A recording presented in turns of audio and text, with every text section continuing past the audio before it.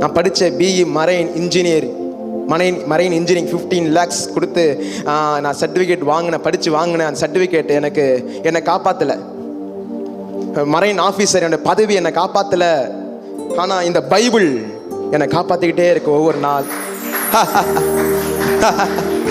ஃப்ரீயாக வந்த பைபிள் 15 லட்சம் கொடுத்து வாங்கினேன் சர்டிஃபிகேட்டு, அது என்னை தூக்கி உயரத்தில் வைக்கல. ஆனால் ஃப்ரீயாக வந்த பைபிள், கல்யாணத்துக்கு ப்ரெசண்ட்டாக வந்த அந்த பைபிள் என்னை ஒரு 6 வருஷத்தில் வேறு மனுஷனாய் மாற்றினது. அப்போ நான் ஆண்டவர்கிட்ட கேட்குறேன், எடுத்து பயன்படுத்துங்க. அப்போ பக்கத்தில் ஒரு கவர்மெண்ட் ஹாஸ்பிட்டல் ஒன்று இருந்துச்சு. நீ அங்கே உள்ளே போ, நான் உன்னை வச்சு நான் வேறு மாதிரி நான் பயன்படுத்துகிறேன். அப்போ நான் ஆண்டவர்கிட்ட சொன்னேன், நான் கர்த்தர் நல்லவர் என்பதை சொல்ல போல கர்த்தர் வல்லவர் என்பதை காட்ட போகிறேன்னு. நான் காட்டுறதா தான் நான் போகிறேன், இல்லை நான் சொல்கிறதுக்காக நான் போக மாட்டேன். அப்போ நீ போன்னு சொல்லும்போது அந்த சைல்டு ஸ்பெஷல் வார்டு அதில் வந்து ஒரு எனக்கு தெரிஞ்சு 2 பக்கம் 4 பக்கம் பார்த்தோம்னா ஒரு 25 to 30 பெட்ஸ் இருந்திருக்கும். எல்லாருமே வந்து அன்னைக்கு தான் இயேசுவை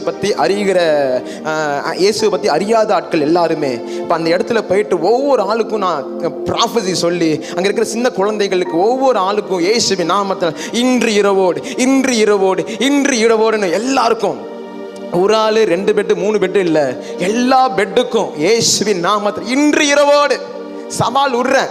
கர்த்தரே தெய்வம் அறிந்து கொள்ள இன்று இரவோடுன்னு எல்லாத்துக்கும் ப்ரே பண்ணிட்டு வந்துட்டேன்.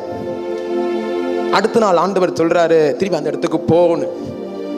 என்னடா நேற்று தான் வந்து சவால் விட்டு வந்திருக்கிறோம், அடுத்த நாள் போய் அங்கே இருந்தால் என்னடா பண்ணுறது? ஏன்னா அங்கே கேட்குறேன், எல்லாருக்குமே வந்து மேஜர் டிசீஸு.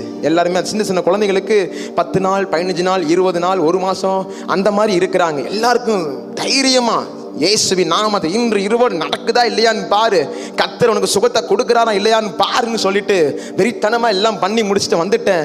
சரி வந்துட்டு நான் அடுத்த இடத்துக்கு கூட்டு போவான்னு பார்த்தா திருப்பி அதே இடத்துக்கு காலையில் போங்கிறார். எனக்கு உள்ள லைட்டாக ஜர்க் அடிச்சிச்சு. நம்ம நேற்று ஒரு மாதிரி சொல்லிட்டோம், இன்னைக்கு போக சொல்கிறாங்களே, அங்கே ஒருத்தங்க கூட நகராமல் இருந்தா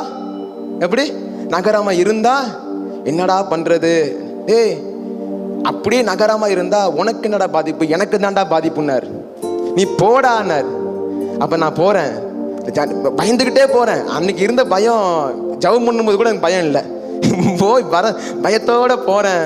எனக்கு முன்னாடி ஒரு 3 குடும்பம் ஃபேமிலியாக ஓடி வந்து சொல்கிறாங்க, பிரதர் நீங்கள் நேற்று ஜெபம் பண்ணோன்னு எல்லாரும் சுகம் ஆகிட்டே இருக்காங்க பிரதர், நாங்கள் இப்போ கிளம்பிட்டு இருக்கணும் பிரதர், உங்களை நான் பார்க்கணும் வெயிட் பண்ணிட்டு இருக்கிறோம்.